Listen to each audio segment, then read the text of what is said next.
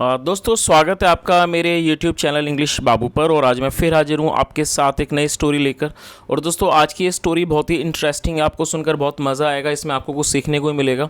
और उसके अलावा यहाँ पर आपको कई सारे नए इंग्लिश के वर्ड मीनिंग सीखने को मिलेंगे। और जो उसका ग्रामर पार्ट है हम उसको बिल्कुल बेसिक से कवर करेंगे एकदम अच्छे तरीके से। तो चलिए दोस्तों आज की इस कहानी को हम शुरू करते हैं। और सबसे पहले हम कहानी का टाइटल देखते हैं। कहानी का टाइटल है how much is uh man worth. Worth का मतलब होता है कीमत और हाउ मच का मतलब होता है कितना। तो क्या मतलब हुआ, how much is a man worth, मतलब एक इंसान की, एक आदमी की क्या कीमत है या फिर क्या मूल्य है। तो दोस्तों ये इस कहानी का टाइटल है, शीर्षक है। अब मैं इसे पढ़ना शुरू करता हूँ। आपसे रिक्वेस्ट है आप इसे बिल्कुल ध्यान से सुने ताकि आप इसको अच्छे से समझ सकें और यदि पॉसिबल हो तो आप वर्ड मीनिंग को भी नोट करें। चलिए इसको शुरू करते हैं। You are such a wise man and have so many rich followers। क्या मतलब हुआ, देखिए वाइज एक एडजेक्टिव है जिसका मतलब होता है समझदार और सच मतलब ऐसा। तो इस लाइन का क्या मतलब हुआ, you are such a wise man, मतलब आप एक समझदार इंसान हो, समझदार आदमी हो। एंड और have so many rich followers, और आपके कई सारे, मैनी मतलब कई क्या है, रिच अमीर फॉलोअर्स हैं। फॉलोअर्स का मतलब होता है अनुयायी। और दोस्तों मैं आपको एक और बात बताना चाहूँगा, जब भी आप किसी वाक्य में ये शो करना चाहते हैं कि किसी के पास कुछ है तो वहाँ पर हमें हैव का प्रयोग करना होता है। हैज़ और हैव इसकी हेल्पिंग वर्ब है। तो इस पूरी लाइन का क्या मतलब हुआ, you are such a wise man, मतलब आप एक समझदार आदमी हो। And have so many rich followers, और आपके कई सारे अमीर फॉलोअर्स हैं, मतलब अमीर अनुयायी हैं। फॉलोअर्स का मतलब होता है मानने वाले या फिर कह सकते हैं हिंदी में अनुयायी। You wear clothes that are very ordinary in appearance. क्या मतलब हुआ, ऑर्डिनरी का मतलब होता है साधारण और अपीयरेंस का मतलब होता है दिखने में या कह सकते हैं रूप में। यू वेयर क्लॉथ्स, आप कपड़े पहनते हो, that are very ordinary in appearance, जो कि दिखने में बहुत ही साधारण है। तो इस पूरी लाइन का क्या मतलब हुआ, you wear clothes that are very ordinary in appearance, मतलब कि आप जो कपड़े पहनते हो वो दिखने में बहुत ज़्यादा साधारण हैं। चलिए आगे देखिए। फ्रॉम योर अपीयरेंस, मतलब अपीयरेंस का मतलब होता है दिखना, रूप किसी का। फ्रॉम योर अपीयरेंस मतलब आपके दिखने से। It is not made out, मतलब इस चीज़ का पता नहीं लगाया जा सकता, दैट की यू आर अ टीचर, मतलब आप एक शिक्षक हो। टू हंड्रेड्स ऑफ डिसिपल, मतलब सैकड़ों शिष्यों के। डिसिपल्स का मतलब होता है शिष्य। तो इस पूरी लाइन का क्या मतलब हुआ, फ्रॉम योर अपीयरेंस मतलब कि आपके दिखावे से या कह सकते हैं आपके रूप से। It is not made out, ये पता नहीं लगाया जा सकता, that you are a teacher to hundreds of disciples, मतलब कि आप सैकड़ों शिष्यों के शिक्षक हो। वाई दिस कॉन्ट्राडिक्शन, ये विरोधाभास क्यों। दोस्तों कॉन्ट्राडिक्शन का मतलब होता है विरोधाभास, और ये एक नाउन है जिसका मतलब होता है कि जब दो चीज़ों के बीच में परस्पर विरोध हो तो उसे कॉन्ट्राडिक्शन कहा जाता है, जिसकी हिंदी होती है विरोधाभास। तो वाई दिस कॉन्ट्राडिक्शन मतलब कि ये विरोधाभास क्यों। चलिए आगे देखिए। The young man posed this question to his guru. तो ये जो यंग मैन था, मतलब कि ये जो युवक था, उसने पोज किया। पोज करने का मतलब होता है रखना। उसने रखा दिस क्वेश्चन, इस सवाल को, टू हिज गुरु, अपने सामने, अपने गुरु के सामने। तो इस पूरी लाइन का क्या मतलब हुआ, the young man posed this question to his guru, मतलब उस युवक ने इस सवाल को अपने गुरु के सामने रखा। आगे देखिए। द गुरु जस्ट स्माइल, जो गुरु थे वो सिर्फ मुस्कुराए। ही टुक आउट अ रिंग। दोस्तों ये टेक आउट की सेकेंड फॉर्म है, इसका मतलब होता है निकालना, और ये सेकेंड फॉर्म है तो टुक आउट, मतलब ही टुक आउट ए रिंग, उन्होंने एक रिंग निकाली फ्रॉम हिज फिंगर, अपनी उंगली से। And asked the young man, और उस युवक को कहा। दोस्तों आस्क का मतलब पूछना होता है और किसी से कुछ करने को कहना भी होता है आस्क। तो इसका मतलब क्या हुआ, आस्क द यंग मैन, मतलब एक उस युवक को कहा। तो इस पूरी लाइन का क्या मतलब हुआ, he took out a ring from his finger, उन्होंने अपनी उंगली से एक अंगूठी को निकाला। And asked the young man, और युवक से कहा, I shall answer your question, मतलब मैं आपके सवाल का जवाब दूंगा, बट लेकिन मीन वाइल का मतलब होता है इस दौरान। Mean while you just do me a small favour, मतलब इस दौरान you just do me a small favour, आप मुझ पर एक एहसान करो। फेवर का मतलब होता है एहसान, और स्मॉल फेवर मतलब छोटा एहसान। तो you just do me a small favour, आप मुझ पर एक छोटा सा एहसान करो। टेक दिस रिंग, दोस्तों टेक का मतलब होता है लेना या फिर ले जाना। और तो क्या मैं, और ये इम्पेरेटिव वाक्य जब हम किसी को कोई आदेश देते हैं तो वहाँ पर वर्ब को आगे रख के सेंटेंस बनाया जाता है, और जिसको कहते हैं हम इम्पेरेटिव वाक्य, इम्पेरेटिव सेंटेंस। क्या मतलब हुआ, टेक दिस रिंग, इस अंगूठी को ले जाओ, to any petty shopkeeper. Petty का मतलब होता है छोटा मोटा, ये भी एक एडजेक्टिव है। पैटी शॉपकीपर मतलब एक छोटे मोटे दुकानदार के पास ले जाओ। एंड आस्क हिम, और उसको कहो, टू गिव यू, तुम्हें देने को, आ कोल्ड कोइन। दोस्तों ये वर्ड गलत लिखा है, ये गोल्ड होना चाहिए, तो उसे क्या कहो, to give you gold coin, उसे एक सोने का सिक्का देने को कहो, एज इट्स प्राइस, इसके मूल्य के रूप में। तो इस पूरी लाइन का क्या मतलब हुआ, take this ring to any petty shopkeeper, मतलब इस अंगूठी को किसी भी छोटे दुकानदार के पास ले जाओ।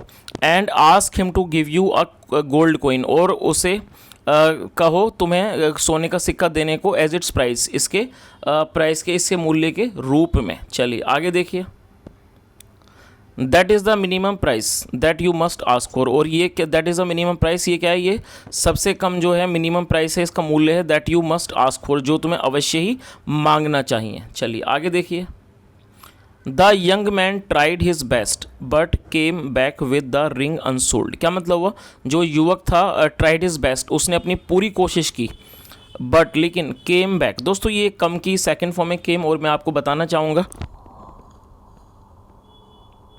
जब भी आप कोई ऐसा वाक्य बनाते हैं जिसके अंदर वर्ब की सेकंड फॉर्म आती है तो वो पास्ट इंडेफिनिट का वाक्य होता है। तो पास्ट इंडेफिनिट यदि वाक्य है तो उसके अंदर यदि अफर्मेटिव का वाक्य होगा तो उसके अंदर वर्ब की सेकंड फॉर्म का प्रयोग किया जाता है। तो आप इन चीज़ों को भी ध्यान रखें कि यदि आपके सामने कोई ऐसा वाक्य आता है जिसके अंदर सेकंड फॉर्म का प्रयोग किया गया हो तो इसका मतलब वो पास्ट इंडेफिनिट का अफर्मेटिव का वाक्य है। तो इस लाइन का क्या मतलब हुआ, एक बार दोबारा से इसको पढ़ लेते हैं। The young man tried his best, जो युवक था उसने अपनी पूरी कोशिश की, लेकिन केम बैक, वापस आ गया विद द रिंग अनसोल्ड, वापस आ गया विद द रिंग अनसोल्ड, बिना अंगूठी के बिके हुए।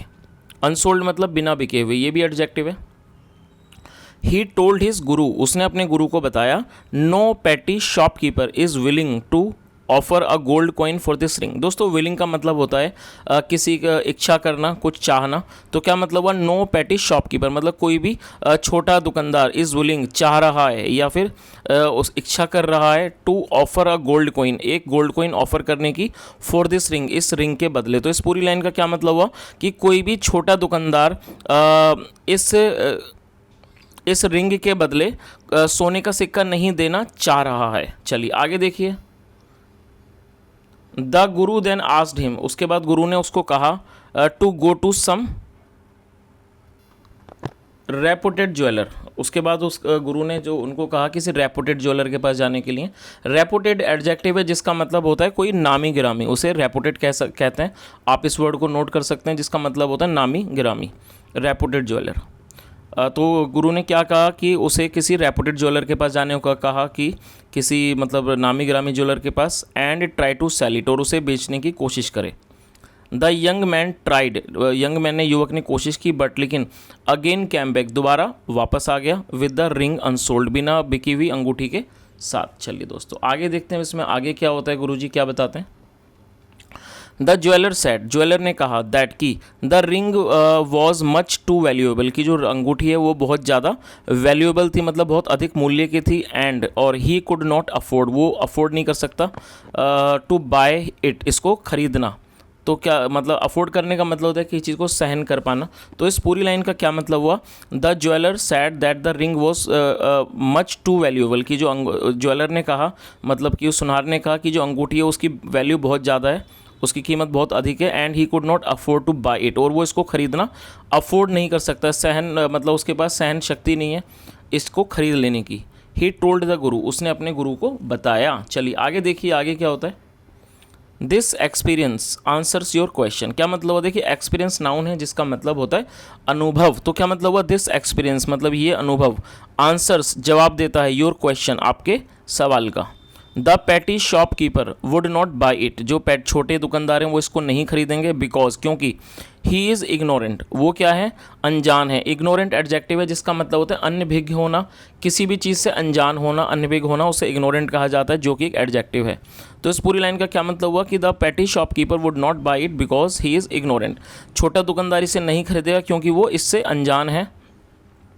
The jeweller knows the worth, जो ज्वेलर है वो उसकी वर्थ जानता है, कीमत जानता है, ऑफ ए डायमंड, हीरे की जो है कीमत जानता है, एंड इसलिए दैट इज़ वाई, इसलिए ही सैड, उसने कहा he could not afford two by it, वो इसको खरीदना अफोर्ड नहीं कर सकता। तो इस पूरी लाइन का क्या मतलब हुआ, the jeweller knows the worth, और जो ज्वेलर इसकी वर्थ जानता है, कीमत जानता है, ऑफ ए डायमंड, हीरे की, एंड दैट इज़ वाई, इसलिए ही सैड, उसने कहा he could not afford two by it, कि वो इसे खरीदना अफोर्ड नहीं कर सकता, मतलब सहन नहीं कर सकता। चलिए आगे देखिए, क्योंकि वो इसकी कीमत को जानता था। आगे देखिए, एक्सटर्नल अपीयरेंसेस, एक्सटर्नल का मतलब है बाहरी, और अपीयरेंसेस मतलब होता है रूप। एक्सटर्नल अपीयरेंसेस मतलब जो बाहर का रूप होता है, कैन बी डिसेप्टिव, डिसेप्टिव का मतलब होता है आंखों का धोखा या फिर किसी तरह का धोखा, उसे डिसेप्टिव कहते हैं, जो कि एक एडजेक्टिव है। तो इस पूरी लाइन का क्या मतलब हुआ, external appearances can be deceptive, जो बाहरी जो रूप है वो क्या हो सकता है, वो दिखावटी हो सकता है, वो बनावटी भी हो सकता है या धोखेबाज हो सकता है। दोज हु आर नॉलेजेबल, मतलब कि जो नॉलेजेबल हैं, मतलब जिनको ज्ञान है, जो जानकार हैं, do not go by external appearance, वो एक्सटर्नल अपीयरेंस के हिसाब से नहीं चलते। Do not go by external appearance मतलब वो बाहरी दिखावे के हिसाब से नहीं चलते। वॉट अ पर्सन वियर्स, मतलब एक आदमी क्या पहनता है, इज़ ऑफ नो सिग्निफिकेंस, उसका कोई महत्व नहीं है।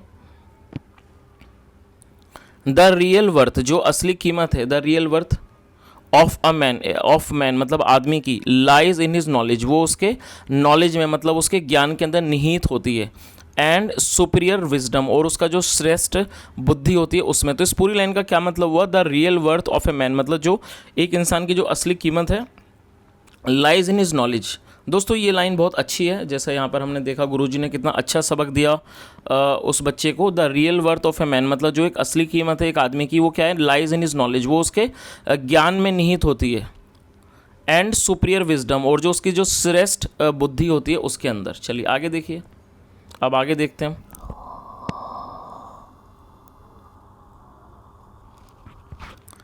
The young man felt convinced, ये दोस्तों ये फील की सेकंड फॉर्म है फेल्ट, और ये पास्ट इंडेफिनिट का वाक्य है, फील की सेकंड फॉर्म फेल्ट होती है। तो और ये कन्विंस्ड एडजेक्टिव है, जिसका मतलब होता है किसी चीज़ का कायल हो जाना या किसी चीज़ पर यकीन हो जाना। तो क्या मतलब हुआ, the young man felt convinced, जो यंग मैन था मतलब जो युवक था उसने कन्विंस्ड मतलब कि यकीन महसूस किया।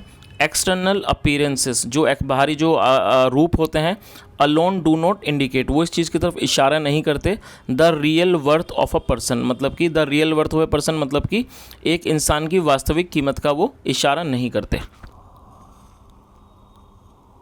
और दोस्तों यहाँ पर आप इस सीन को भी देख सकते हैं, गुरुजी हैं और ये वो युवक है जिसको वो बता रहे हैं। तो दोस्तों इस तरह से ये स्टोरी थी, और मैं समझता हूँ जो आज की स्टोरी थी इसका सार बहुत ही अच्छा है, और जो इससे हमें क्या शिक्षा मिलती है, जो इसका जो इस कहानी का जो मोरल है, जैसा इन गुरुजी ने बताया कि जो व्यक्ति कपड़े पहनता है या उसका जो बाहरी रूप है उससे फ़र्क नहीं पड़ता कि वो कैसा दिख रहा है, क्योंकि किसी भी व्यक्ति की जो वैल्यू होती है, जो उसकी वर्थ होती है, जो उसकी कीमत होती है, वो उसके नॉलेज से होती है या उसकी बुद्धि से होती है। तो दोस्तों मैं उम्मीद करता हूँ कि आज की स्टोरी आपको अच्छी लगी होगी, और यदि आपको मेरा प्रयास भी अच्छा लगा हो तो मेरा आपसे रिक्वेस्ट है, वीडियो को लाइक करें, शेयर करें, चैनल को सब्सक्राइब करें, और कमेंट करके ज़रूर बताएं यदि आपकी तरफ से कोई सुझाव हो। सुनने के लिए thank you so much, have a nice day and bye.